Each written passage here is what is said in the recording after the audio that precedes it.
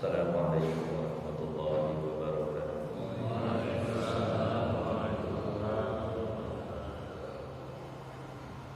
Alhamdulillah nahmaduhu wa nasta'inuhu wa nastaghfiruh wa na'udzu billahi min shururi anfusina wa min sayyiati a'malina. May yahdihillahu fala mudilla lahu wa may yudlil fala hadiya lahu. Asyhadu an la ilaha illallah wa asyhadu anna Muhammadan abduhu wa rasuluhu la nabiyya ba'dahu. Allahumma shalli wa sallim wa barik ala Muhammadin wa ala alihi wa ashabihi ajma'in. Fa ya ibadallah, usikum wa nafsi wa yattaqullah faqad badal taqwa. Allah Ta'ala fil Qur'anil Karim. A'udzu billahi minasy syaithanir rajim. Bismillahirrahmanirrahim.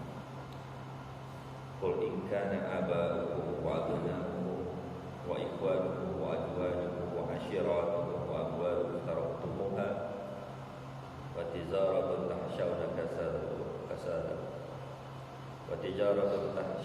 kasadaha wa masakin tardawnaha ahabba ilaikum minallahi wa rasulihi wa jihadin fi sabilihi fatarabbasu hatta ya'tiyallahu bi amri wallahu la yahdil qaumal fasiqin. Shadaqallah. Surah At-Taubah ayat ke-24. Alhamdulillah wa syukurillah Bapak Ibu yang dirahmati oleh Allah Subhanahu wa taala. Di pagi hari ini saya menggantikan Ustaz Junaidi Akbar yang berhalangan hadir. Insyaallah saya pun memilih yang lebih dekat karena kebetulan pejuang subuh Mongsa ke Galang jauh banget. Alhamdulillah kita bisa bertatap muka kembali. Syukur nikmat kita kepada Allah Subhanahu wa taala, tidak pernah putus kita untuk kita panjatkan atas nikmat dan karunia yang telah Allah titipkan kepada kita, dan semua akan kita pertanggungjawabkan.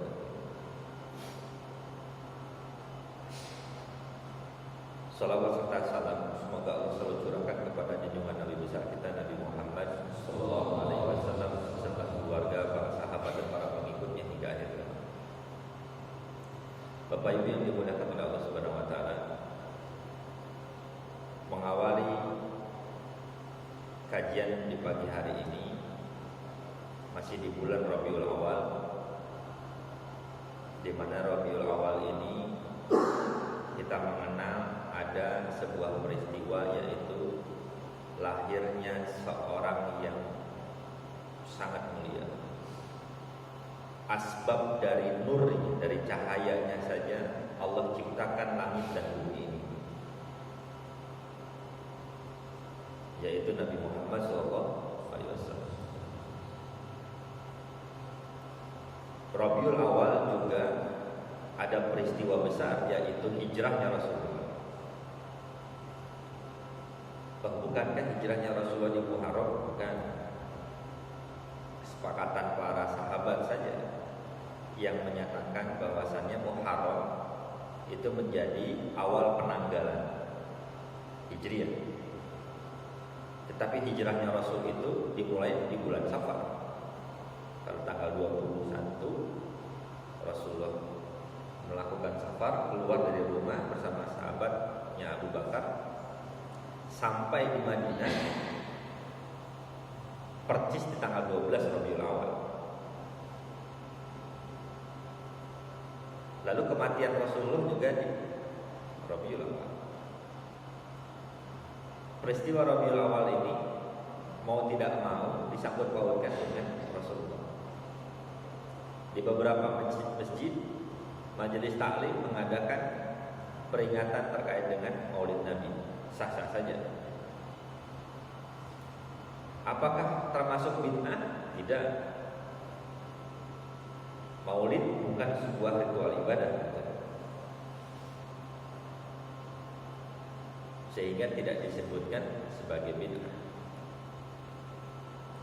Bukan sebuah perkara ritual ibadah yang baru, karena hanya sekedar peringatan saja yang dimanfaatkan.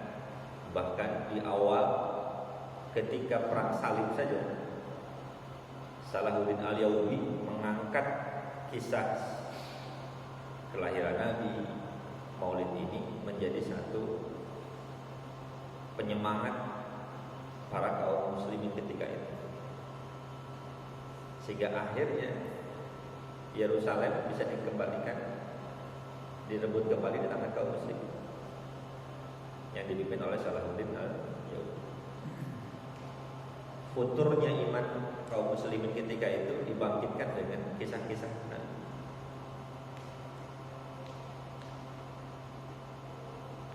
Mengawali kajian pagi hari ini dengan mengingatkan tentang Rabiul Awal yang kaitannya adalah dengan Rasulullah.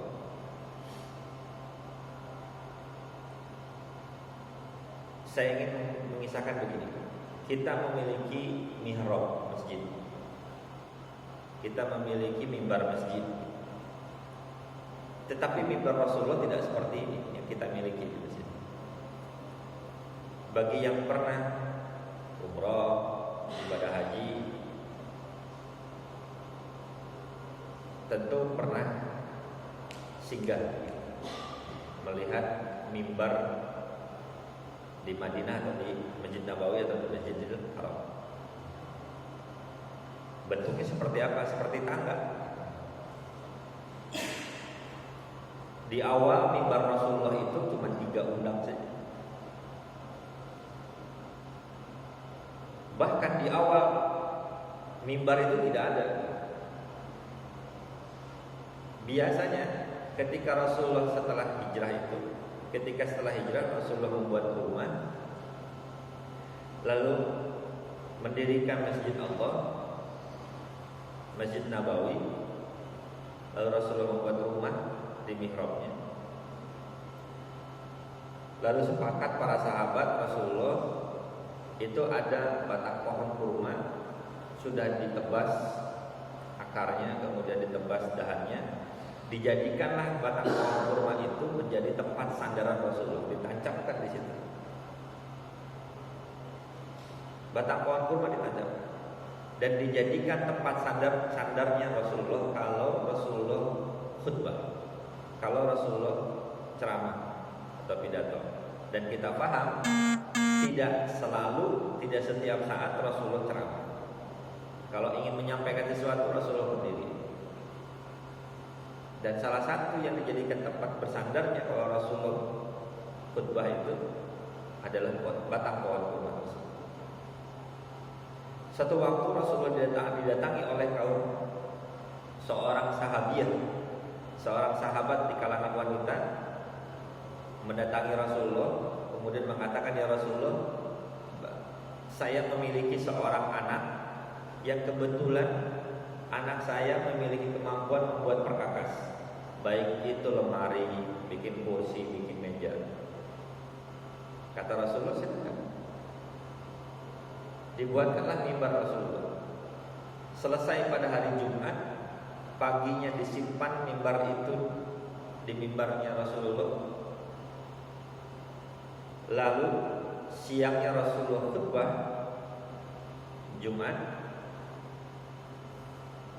Lalu saat Rasulullah memerintahkan Bilal bin Rabah untuk azan. Lalu setelah itu Rasulullah melakukan sholat sunat 2 rakaat sebelum sholat Jumat. Saat mengucapkan salam, ada 2 hadis yang masyhur dalam perkara ini dan dua-duanya sahih. Yang pertama yang diriwayatkan oleh Imam Bukhari. Imam Bukhari mengatakan bahwasannya Rasulullah mendengarkan dan para sahabat juga mendengarkan saat mengucapkan salam. Rasulullah mendengarkan ada suara seperti rintihan unta yang sedang hamil. Ini yang diriwayatkan oleh Imam Bukhari. Lalu hadis yang diriwayatkan yang berasal dari Jabir bin Abdullah mengatakan bahwasannya Rasulullah mendengarkan seperti anak yang sedang menangis. Saat itu Bilal bin Rabah melirik ke kiri ke kanan, tidak ada anak yang sedang menangis. Lalu Rasulullah berdiri naik ke atas mimbar, tangisan itu semakin kuat. Atau yang diriwayatkan oleh Imam Bukhari, rintihan unta yang seperti unta yang sedang hamil. Nanti kapan-kapan kalau umroh di Mekah itu arah ke Hudaybiyah, itu banyak peternak unta. Biasanya suka mampir kalau ziarah ke situ. Ada yang minum susunya, ada yang minum air kencingnya gitu. Nanti ditanya kalau pas kajian fikih, tanya kenapa air kencing unta tidak najis dan boleh diminum. Kalau sempat ada unta yang sedang hamil, coba perhatikan di situ. Dia seperti ada yang suka merintih. Jadi ketika ada rasa sakit unta hamil itu, unta selalu membuat sebuah rintihan seperti tangisan juga. Sementara kalau Jabir bin Abdillah mengatakan seperti rintihan anak yang sedang menangis. Dan tidak ada unta yang sedang hamil di situ, dan tidak ada anak yang sedang menangis juga. Saat Rasulullah naik berdiri di atas mimbar untuk menyampaikan khutbah, tangisan itu makin kuat dan sahabat mendengarkan. Ini salah satu mukjizat Rasulullah.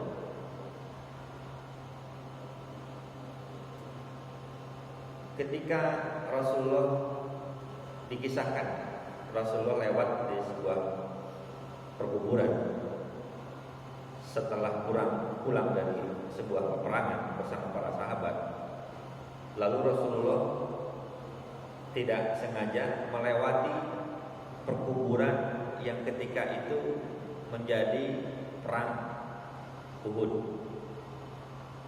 Ketika di Baqi, Rasulullah menyampaikan salam, dan di situ ada 70 sahabat yang dikuburkan di Baqi sampai sekarang, termasuk paman Rasulullah, Hamzah. Katanya lebih kurang 10 tahun yang lalu terjadi banjir di situ di Baqi, tergerus pasirnya, yang akhirnya salah satunya adalah jasadnya Hamzah, paman Rasulullah, masih terlihat fresh, bekas darahnya pun ada, dan itu difoto dan viral. Tapi sebagian sudah di take down karena permintaan dari Saudi untuk tidak disebarkan. Tapi kalau kita coba search di Google, ada terus masih tercecer. Wallahu a'lam. Ketika Rasulullah mampir di Baqi, juga di situ ada perkuburannya yang dikuburkan kaum Quraisy. Rasulullah mengambil pelepah kurma lalu disimpankan. Ditanya oleh sahabat bertanya kepada Rasulullah karena sahabat tidak mendengarkan. Ketika bertanya kepada Rasulullah, ya Rasulullah, kenapa engkau menaruh pelepah kurma? Rasulullah mengatakan, wahai sahabat, sesungguhnya aku mendengarkan bagaimana mereka di alam kubur sedang disiksa. Maka aku memberikan keringanan kepada mereka karena mereka adalah kerabat dulu. Maka aku minta dengan wasilah pelepah kurma itu, sampai pelepah kurma itu, selama pelepah kurma itu masih basah, belum kering, maka Allah meringankan siksaan mereka. Ditanya karena sahabat tidak ngerti kenapa Rasulullah menaruh pelepah kurma itu. Dikarenakan Rasulullah saja yang mendengarkan ketika mereka menjerit di dalam kuburnya dan mereka merasakan siksa kubur itu. Tapi ketika Rasulullah mendengarkan rintihan unta yang sedang hamil, dan atau misalkan yang diriwayatkan oleh Jabir bin Abdillah seperti rintihan anak sedang menangis, sahabat yang lain juga dengar. Jadi bukan bicara tahayul ini. Kita suka zaman kecil dulu suka ditakut-takutin, ayo jangan lewat situ, nanti ada yang tawa gitu. Nenek lampir lah gitu. Dibuat-buat gitu. Bukan bicara tahyul. Dan ini sahabat semua mendengarkan. Ketika Rasulullah naik mimbar, di mimbar itu Rasulullah mendengarkan tangisan seperti tangisan anak itu makin kuat. Dicari sumbernya dari mana? Sumbernya adalah dari batang pohon kurma yang biasa dijadikan Rasulullah tempat bersandar. Akhirnya Rasulullah turun dari mimbar yang baru dibuat itu, yang baru dipakai juga. Turun Rasulullah ke batang pohon kurma itu. Lalu batang pohon kurma itu dipeluk seperti dia memeluk anak gitu. Dan tidak lama tangisan itu hilang. Setelah sholat Rasulullah ditanya, ya Rasulullah, apa yang kau lakukan sampai tangisan itu hilang? Rasulullah menjelaskan kepada sahabat, sesungguhnya aku tadi memeluk batang pohon kurma itu karena suara itu bersumber dari situ. Kemudian aku membisikkan kepada batang pohon kurma itu, wahai batang kurma, kenapa kau menangis? Batang pohon kurma mengatakan, ya Rasulullah, ini batang pohon kurma mati, tidak tumbuh lagi, akarnya sudah tidak ada. Tapi mengatakan kepada Rasulullah, ya Rasulullah, aku menjadi saksi engkau selalu bersandar kepadaku ketika engkau menyampaikan ayat-ayat dan engkau tidak menggunakan aku lagi, maka aku akan menangis sampai datangnya hari kiamat. Berapa itu? Kalau datang hari kiamat, itu batang pohon kurma nangis terus di situ. Kebayang kalau sampai sekarang masih ada batang pohon kurma itu, orang yang tiap umroh dengar orang nangis di situ.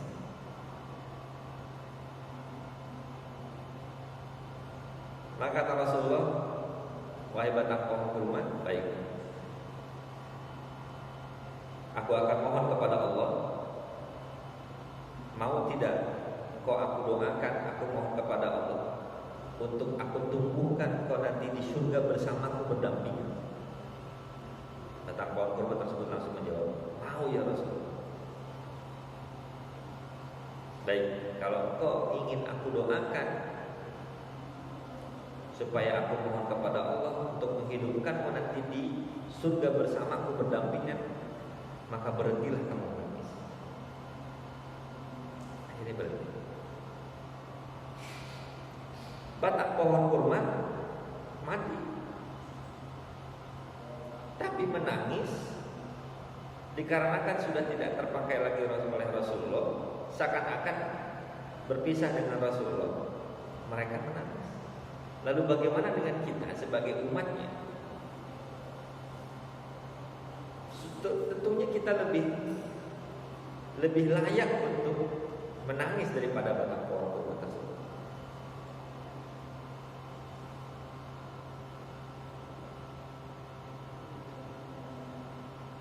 Saat Rasulullah wafat, 1 hari, 2 hari, Bilal bin Rabah masih mengumandangkan azan. Tetapi setiap Bilal bin Rabah mengumandangkan azan, ada satu kebiasaan. Ini yang saya suka, bahwasannya kalimatnya itu begini. Bilal bin Rabah itu digelari sebagai muazzin Rasulullah. Kenapa disebut muazzin Rasulullah? Karena memang dia menjadi spesialisasinya begini. Ketika waktu azan masuk, kalau bukan Rasulullah yang mengingatkan kepada Bilal bin Rabah, rumahnya Bilal bin Rabah nggak jauh dari situ. Tapi sekarang posisinya itu sudah tidak jelas posisinya di mana. Tapi dalam beberapa hadis itu Rasulullah itu selalu menyambangi rumah Bilal bin Rabah yang tidak jauh. Sama halnya dengan rumah Rasulullah di mihrabnya, sangat dekat. Jadi kalau misalkan waktu sholat sudah masuk, katakanlah zuhur jam 12, gampang. 11.45 Rasulullah datangin rumahnya Bilal bin Rabah, ngasih tahu, ya Bilal, waktu sholat sudah masuk azan. Bahkan kebiasaannya pun Rasulullah, kalaupun sudah duduk Rasulullah di tempat duduknya Rasulullah itu, Bilal bin Rabah belum akan azan kalau belum dikasih kode oleh Rasulullah. Itu kebiasaan. Maka disebut sebagai muazzinnya Rasulullah. Jadi kalau misalkan ada menara, kalau misalkan ini mihrab, rumahnya Rasulullah di situ.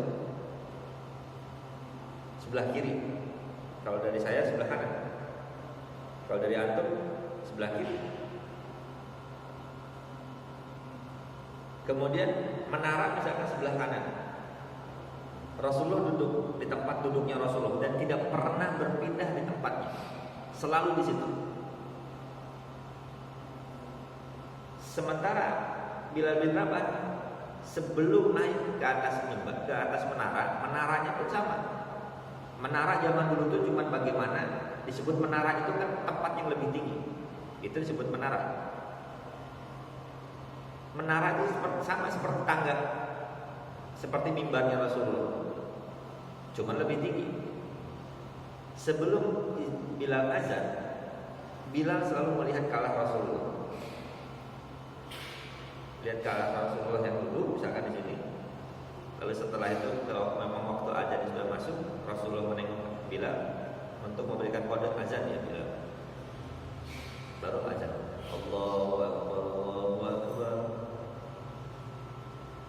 Itu kebiasaannya. Atau sebaliknya, kalau Rasulullah belum ada di tempat duduk itu, kemudian Bilal sudah lebih dahulu, Bilal biasanya datang ke Rasulullah. Ya Rasulullah, waktu azan sudah masuk. Kenapa seperti itu? Ada di satu kisah Asbabun Nuzul surat Ali Imran ayat 190-191. Asbabun Nuzulnya, kalimatnya sangat menarik. Tidak biasanya, ini yang diriwayatkan oleh para sahabat. Kalimatnya begitu. Tidak biasanya Bilal bin Rabah mengumandangkan azan, Rasulullah belum ada di tempatnya.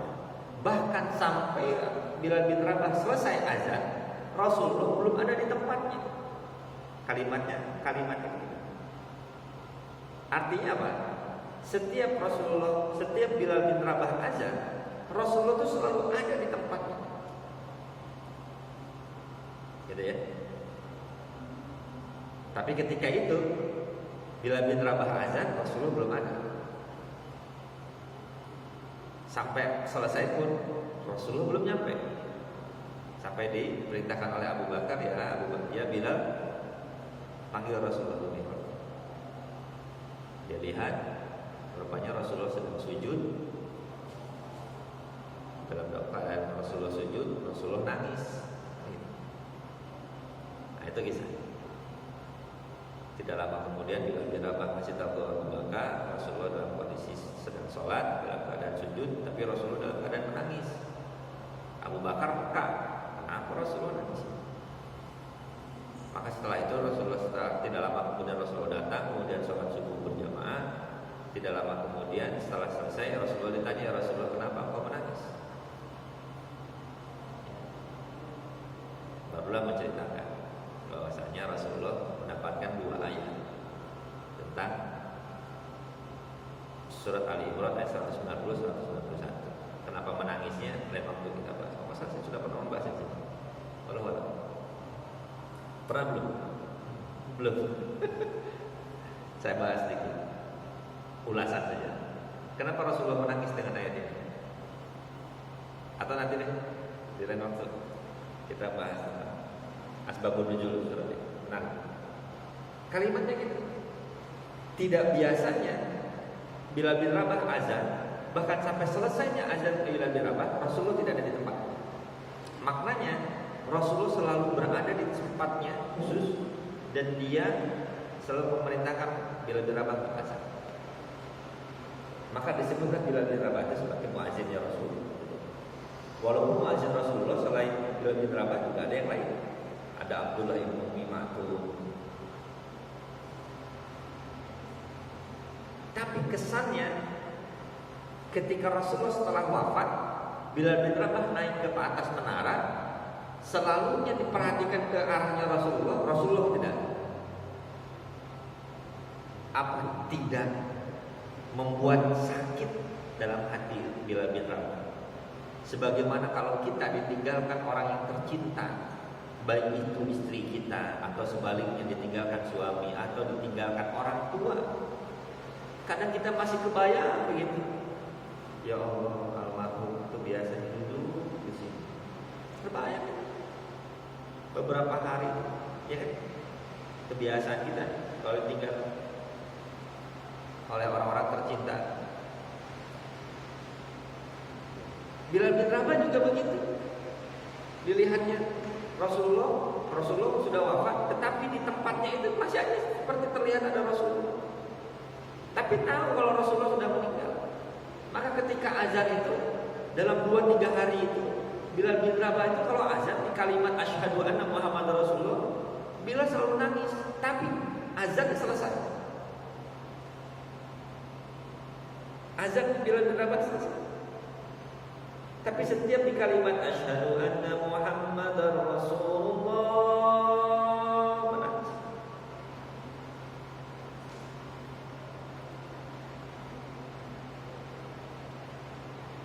Karena kondisi seperti itu, Bilal bin Rabah meminta kepada Abu Bakar mengganti Rasulullah. Ya Abu Bakar,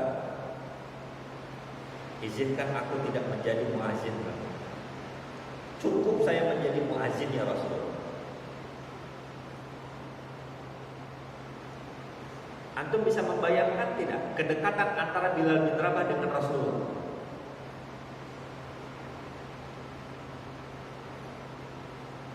Saya membayangkannya begini. Saya bisa memahami bagaimana kedekatan Bilal bin Rabah dengan Rasulullah. Walaupun Bilal bin Rabah cuma sahabat, walaupun Bilal bin Rabah itu cuma sebagai muazin Rasulullah, tapi kedekatannya luar biasa. Emosional, kedekatan emosional. Bagaimana Bilal bin Rabah masuk Islam? Bilal bin Rabah itu kan budaknya dari Umayyah, petinggi Quraisy. Umayyah juga punya budak selain Bilal bin Rabah, ada Wahsy. Yang nanti Wahsy itu dimerdekakan oleh Hindun, dikarenakan menopang paman Rasulullah di perang Uhud. Tetapi Bilal bin Rabah ini orangnya lembut, sementara Wahsy itu tegas, kasar,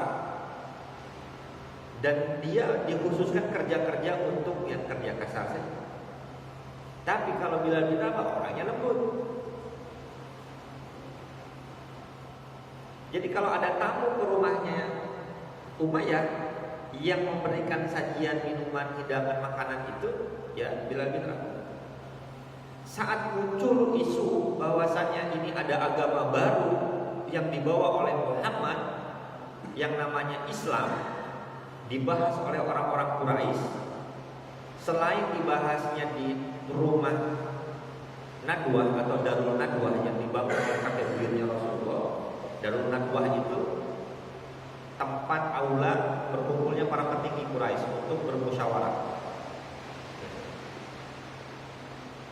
Salah satunya dipakai ketika bagaimana menyiasati untuk membunuh Rasulullah sebelum Rasulullah hijrah. Sepakati oleh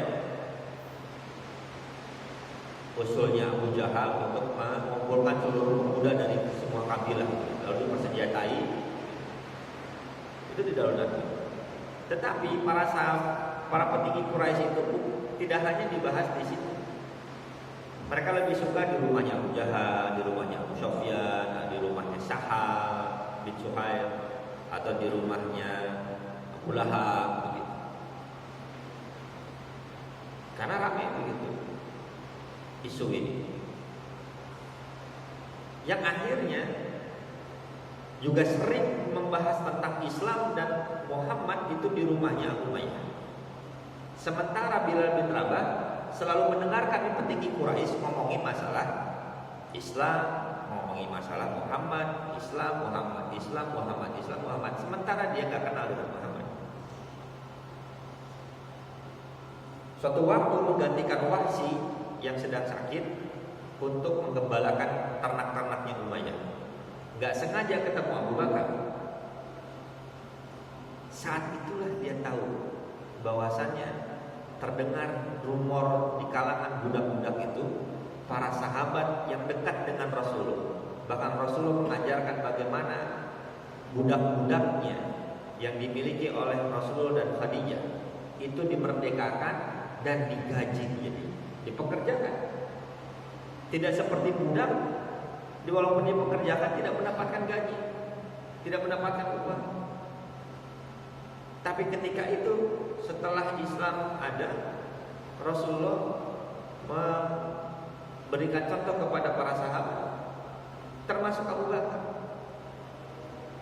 Makanya dia senang ketemu Abu Bakar, bertanya, "Ya Abu Bakar, tolong jelaskan tentang Muhammad, siapa Muhammad dan apa itu Islam?" Dijelaskan, lalu dibawa kepada Rasulullah, masuk Islam. Gara-garanya Ammar bin Yasir, nah ini, gara-gara Ammar bin Yasir ketahuan ngaji bersama Rasulullah di rumahnya Arqam, ya, disidanglah Ammar bin Yasir oleh Abu Jahal di rumahnya Umayyah. Ketika disidang, walaupun sebetulnya Ammar bin Yasir ini bukan budak sebetulnya. Ammar bin Yasir itu lahir dari seorang ayah bernama Yasir dan ibunya Sumayyah. Sumayyah ini bekas budaknya Abu Jahal. Saking sayangnya Abu Jahal kepada Sumayyah, akhirnya dimerdekakan, tapi dipekerjakan oleh Abu Jahal dan diberikan upah. Sudah tidak dianggap sebagai budak sebetulnya. Saking sayangnya juga bukan hanya dimerdekakan dan diberikan upah, juga dinikahkan dengan Yasir begitu. Singkat ceritanya begitu. Punya anak bernama Ammar. Jadi 3 orang ini, Ammar, ayah ibunya Sumayyah dan Yasir, itu sudah bukan jadi budak sebetulnya. Tapi karena masih kerja kepada Abu Jahal merasa, ya inilah pekerja saya. Ketika ketahuan Ammar bin Yasir ngaji sama Rasulullah, disidang supaya kembali lagi kepada penyembahan berhala mereka. Hei Ammar, qala Hubal, Lata, Uzza sebagai Tuhan, gak mau. Ketika disidang, oh ini udahlah, disiksa aja, disuruh dicemeti, dipecut. Kebetulan Bilal bin Rabah baru datang bawa hidangan, disuruhnya Bilal bin Rabah suruh cemeti. Pas mau mencut itu kan malah nggak mau Bilal bin Rabah, dilepas, dibuang. Akhirnya apa? Semua petinggi Quraisy merasa kaget, ini zamannya ada Islam yang dibawa oleh Muhammad, lalu mengajarkan ke budak-budaknya untuk melawan majikannya. Marah. Akhirnya apa? Ketahuan juga Bilal bin Rabah. Dibilangnya, ini jangan-jangan Bilal bin Rabah juga sudah ngikut jadi pengikutnya Muhammad. Tahu? Dua-duanya disiksa. Bilal bin Rabah disiksanya kayak gimana? Sudah disiksa, di festivalisasi istilahnya, dipertontonkan di halayak umum. Tiap hari itu. Siksaan terhadap Bilal bin Rabah itu bukan hanya sekali begitu. Tiap hari. Sampai akhirnya ketika Bilal bin Rabah dicemeti gitu, dipukul sampai berluka-luka. Sore hari dibawa pulang sama Wahsy, diobati sama Wahsy. Besok harinya dipukulin lagi sampai dia mengatakan Lata, Uzza, Hubal itu sebagai Tuhannya dan tidak mengikuti Muhammad. Enggak mau. Apa yang dilakukan oleh Bilal bin Rabah ketika disiksa?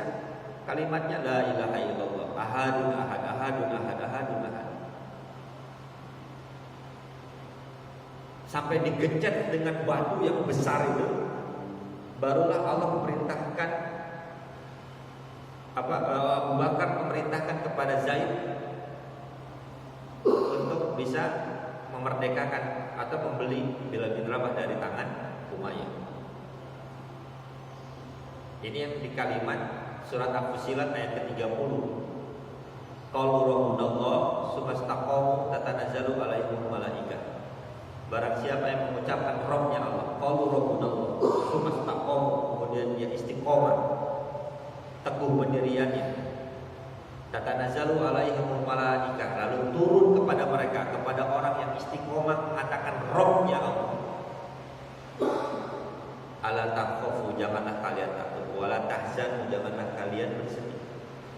Wa abshiru bil jannati allati kuntum tu'adun, dan berikan kabar gembira kepada mereka yang istiqomah yang mengatakan Rabbnya Allah dengan sebuah kabar gembira janji Allah, yaitu dengan surganya Allah. Lihat pertolongan datang kepada orang yang istiqomah. Sampai akhirnya ketika Bilal bin Rabah ikut dalam rombongan hijrah bersama para sahabat ke Madinah, ke Yasrib, lalu Rasulullah menyusul dengan Abu Bakar. Setelah sampai di Madinah, apa yang dilakukan oleh Rasulullah? Mempersaudarakan antara kaum Muhajirin dengan Ansar. Maka kenikmatannya sebagai Bilal bin Rabah, budak, mantan budak, tidak memiliki kedudukan, miskin, warna kulitnya hitam, dipersaudarakan dengan orang Ansor yang berkedudukan, kaya raya, putih, bersih, cakep. Gimana gak nikmat? Apa wasilahnya? Maka kedekatan Bilal bin Rabah dengan Rasulullah begitu luar biasa. Jadi wajar kalau Rasulullah meninggal, lalu Bilal bin Rabah setiap mengumandangkan azan menangis, sampai minta kepada Abu Bakar untuk, walaupun wasilahnya dari Abu Bakar 200 dinar untuk membeli Bilal bin Rabah dari Umayyah, itu uangnya Abu Bakar. Abu Bakar bertanya, ya Bilal, bukankah aku membantumu untuk saat itu ketika kau diingatin hal itu? Iya Abu Bakar, tapi yang menyelamatkan aku adalah Allah melalui dari itu. Terdiam Abu Bakar, walaupun maksa tetap menyuruh Bilal bin Rabah menjadi muadzin. Kata Bilal bin Rabah, cukup saja jadi muadzin Rasulullah. Sampai akhirnya bila Abu Bakar meninggal digantikan Umar, lalu Umar memerintahkan satu waktu ada kabilah perang menuju ke Persia yang dipimpin oleh Khalid bin Walid. Tetapi ketika itu Bilal bin Rabah minta izin, ya Umar, ya Amirul Mukminin, izinkan aku ikut dengan kabilah perang ini. Diizinkan. Sampai akhirnya Bilal bin Rabah menetap di Damaskus, di Suriah, di Persia. Suatu waktu Bilal bin Rabah tidur, didatangi oleh Rasulullah dalam mimpi. Kalimatnya jelas, ya Bilal, tidakkah kau rindu kepadaku, wahai Bilal? Kenapa kau seperti ini? Sudah lama kau tidak mengunjungi. Bangun Bilal bin Rabah, tahu yang datang itu Rasulullah, tahu itu wajah Rasulullah, tahu itu suaranya Rasulullah. Dan orang kalau sudah didatangi Rasulullah itu pasti orang baik, orang soleh. Dan Bilal bin Rabah adalah orang yang soleh. Sebagaimana Rasulullah menjelaskan ketika Mi'raj itu, setelah pulang dari Mi'raj, bertanya sampai kepada Bilal, ya Bilal, langkah terompah kakimu sudah terdengar di surga. Apa amalanmu, wahai Bilal? Kalau zaman sekarang ada yang ngaku didatangi Rasulullah, wallahu a'lam. Emang tahu wajah Rasulullah kayak gimana? Tahu nggak suara Rasulullah? Tapi kalau dia yang orang soleh mungkin bisa saja. Cuman orang sekarang ngaku-ngaku didatangi mimpi oleh, ketemu dengan Rasulullah di mimpinya dan sebagainya, ngelihat kelakuannya jauh gitu. Jadi agak-agaknya hoax gitu, atau bahasa anak sekarang halu gitu. Sampai akhirnya bangun dan menangis, lalu bertanya kepada istrinya, lalu istrinya memberikan saran, pergilah suamiku untuk menemui ziarah ke makamnya Rasulullah. Tapi Bilal bin Rabah masih belum berangkat. Esok harinya didatangi lagi oleh Rasulullah dalam mimpinya. Bilal, kenapa seperti ini?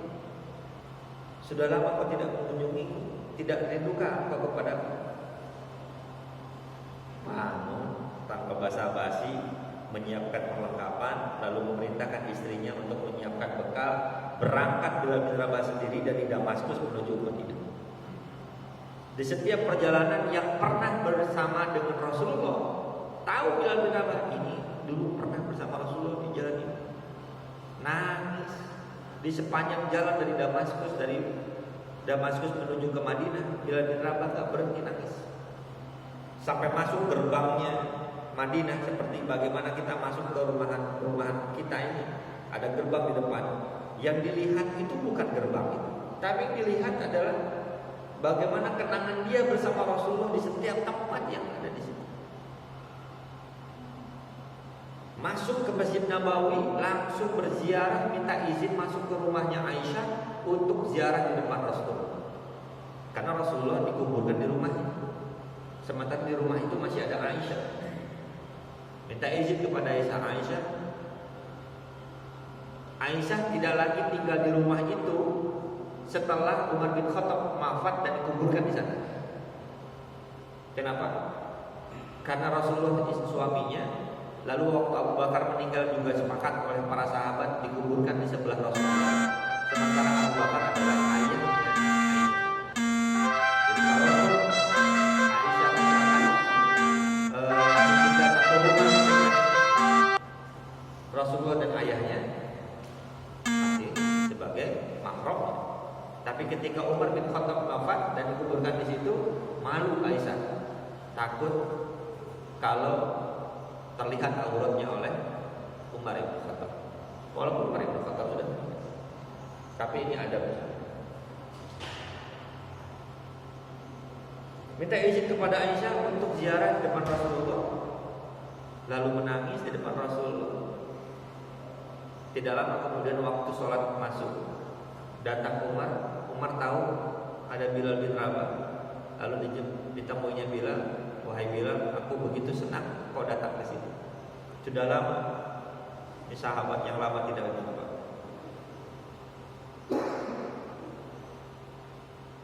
Kenapa kau menangis wahai Bilal? Diceritakan bagaimana Rasulullah datang dalam mimpinya. Lalu Umar bin Khattab memberikan ketenangan kepada Bilal. Ya sudah, kalau begitu sekarang kamu bersenang hatilah sudah bertemu dengan Rasul. Waktu azan sudah masuk di Bilal. Sudikah kamu untuk azan kembali? Apa jawaban Bilal? Dia sambil menggelengkan dan mengatakan, wahai Amirul Mukminin, cukuplah saya menjadi muazin ya Rasul. Umar tidak bisa memaksa. Sekelas Umar bin Khattab gak bisa maksa Bilal.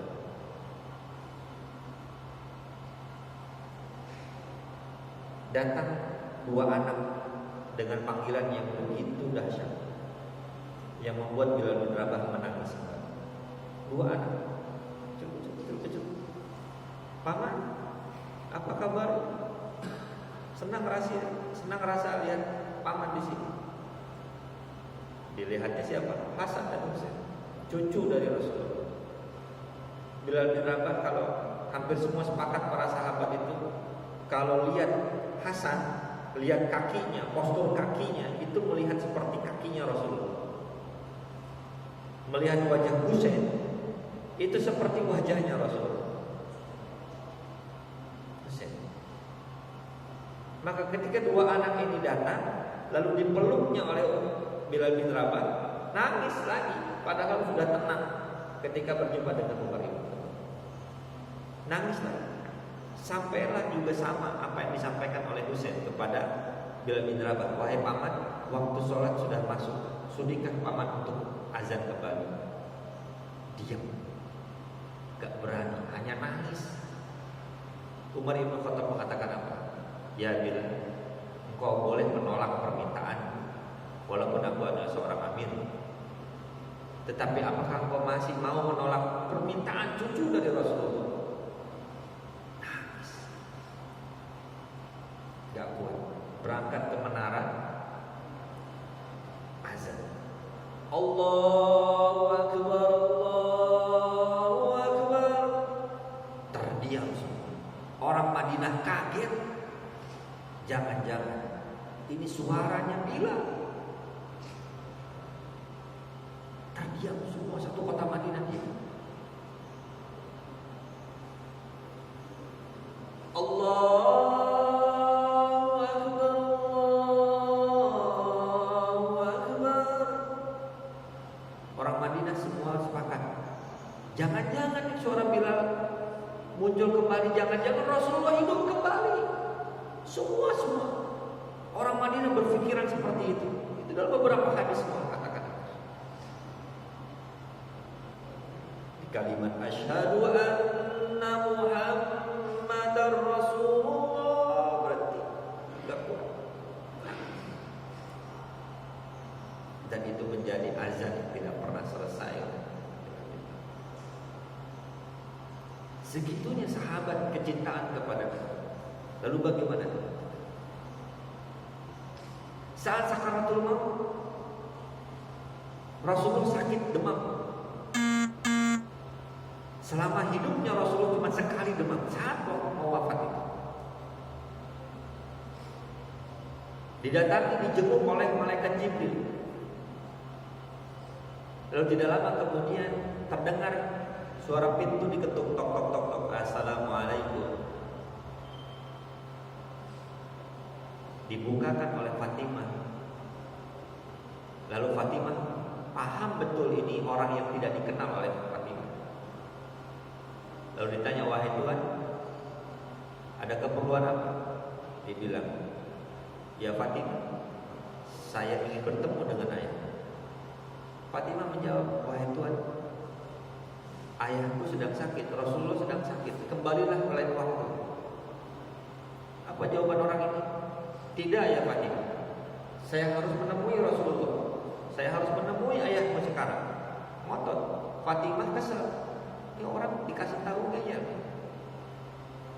Pak, Tuhan, ayah saya sedang sakit, Rasulullah sedang sakit, kembali saja nanti lain waktu. Sampai meninggi Rasulullah tahu Fatimah itu siapa yang datang. Lalu Fatimah sambil teriak-teriak menceritakan, ini ayah, ada orang yang datang ingin menemuimu, cirinya seperti ini, seperti ini, seperti ini.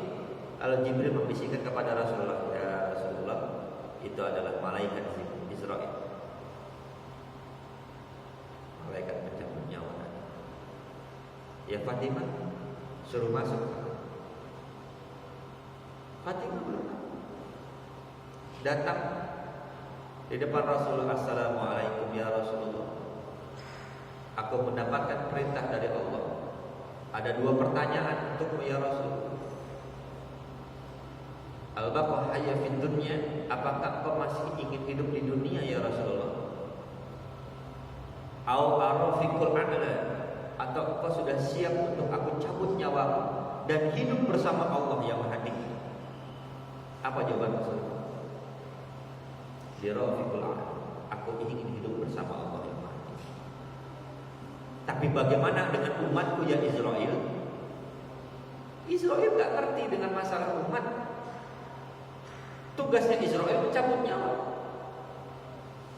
Tapi Israel juga punya perasaan yang luar biasa, segan kepada Rasulullah, orang yang paling mulia, karena asbab dari cahayanya Rasulullah maka Allah menciptakan langit dan bumi ini.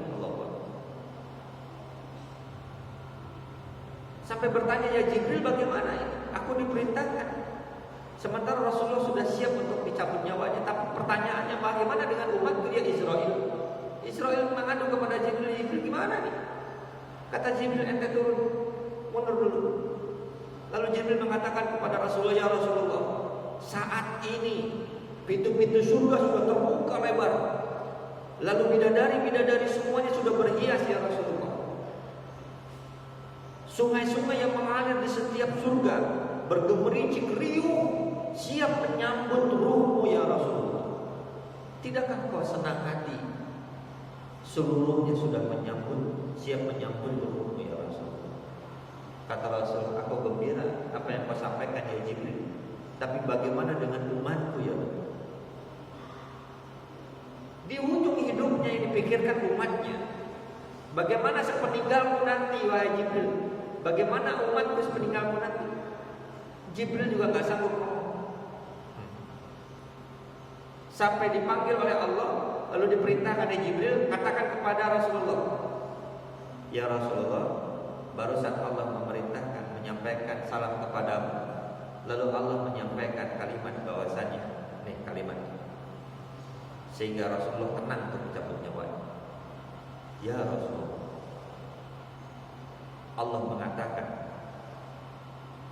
bahwasannya para nabi yang lain, kalimatnya saya ulang, para nabi yang lain tidak akan pernah masuk surga bersama pengikutnya sebelum engkau ya Rasulullah dan para pengikut siapa? Kita masuk surga lebih dahulu baru mereka. Bukan nikmat kita. Maka selalu kita ingatkan, jangan sampai kita lupa nikmat kita berislam. Jangan lupa kita untuk mensyukuri nikmat kita beriman. Apa ceritanya kalau kita lahir dari rahim seorang yang non-muslim misalnya?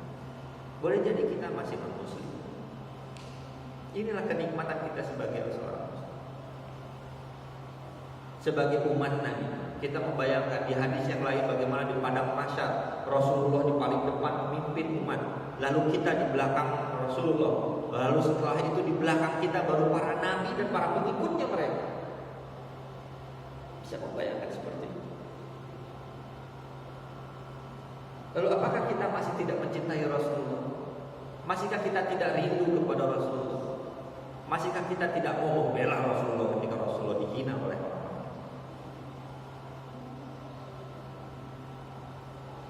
Ketika sakaratul maut, ketika dikatakan itu, barulah Rasulullah ikhlas untuk dicabut nyawanya. Ya Israel birofiqul a'la, cabut nyawaku dan aku ingin hidup bersama Allah yang maha tinggi. Dicabut nyawa Rasulullah dari kaki mulai, ditarik semua, naik ke atas. Sampai di sini Rasulullah merasakan sakitnya menggerak Rasulullah. Mahadza ya Israel. Apa ini Israel? Apa jawaban malaikat Israel? Hada sakaratul maut ya Rasulullah. Itulah sakaratul maut. Sakit-sakitnya menggerak Rasulullah mengatakan Allah, Allah, Allah, la ilaha illallah, inna lil mauti sakarat. Ya Allah, ya Allah, ya Allah, tidak ada Tuhan selain Engkau ya Allah. Sesungguhnya ada sakit, ada kepedihan dalam sakaratul maut. Lalu Rasulullah dalam kondisi begitu, keringat dia keluar, meminta Fatimah untuk mengambilkan air dalam baskom untuk Rasulullah berwudu. Lalu Rasulullah mengangkat tangannya, Allahumma khafif alayya sakaratil maut. Ya Allah, ringankan sakaratil mautku ya Allah. Sebelum Allah menjawab sakarat, malaikat Israel mengatakan, ya Rasulullah, dijawab langsung oleh Israel, aku sudah ringankan 70 kali sakaratul maut ya Rasulullah. Ya Israel, bagaimana dengan umatku ya Israel? Lihat apa yang disampaikan oleh Rasulullah di ujung nyawanya. Ketika sakaratul maut, yang dipikirkan umatnya, ya Israel, bagaimana dengan umatku? Kata Israel, ya Rasulullah, umatmu seperti manusia biasa, dan aku menyambut nyawanya seperti manusia biasa. Aku cabut begitu saja. Sakit Israel, sakit Rasulullah. Tapi sakaratul maut aku sudah ringankan 70 kalinya. Ya Israel, bagaimana dengan umatku seperti itu? Akhirnya Rasulullah di ujung nyawanya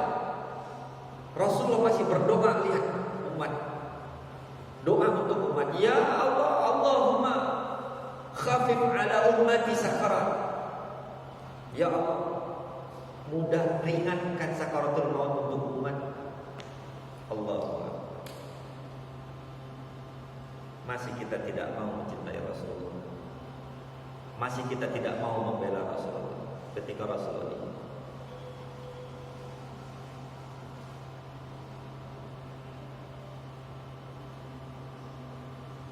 Mencintai Rasulullah, kerinduan kita kepada Rasul bukan hanya sekedar diwujudkan dengan peringatan-peringatan Maulid Nabi saja, tidak cukup. Itu kecil. Tapi yang terpenting adalah bagaimana kita menghidupkan sunnah, menjadikan Rasulullah menjadi suri tauladan. Laqad kana lakum fi Rasulillahi uswatun hasanah. Sungguh ada dalam diri Rasulullah teladan yang baik. Maka dengan itu, marilah tumbuhkan kecintaan kita kepada Rasulullah dengan menghidupkan sunnah, membaca sirah, sampai kalau itu kita paham betul sirahnya, hafal betul jalur ceritanya begini, sehingga kecintaan kita kepada Rasulullah itu lebih dekat, sebagaimana lebih dekatnya para sahabat dengan Rasulullah.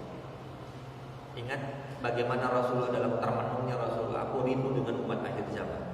Yang dipikirkan umat akhir zaman, sementara Rasulullah bersama para sahabat. Ya Rasulullah, kami sahabat. Nah, antum sahabat, kalian sahabatku, tapi yang aku rindukan adalah umat akhir zaman. Siapa umat akhir zaman? Kata Rasulullah, umat akhir zaman adalah umat di mana tidak ada aku, tetapi mereka mengikuti sunnah-sunnah. Mereka cuma katanya, tapi mereka mengikuti sunnahku. Allahu Akbar.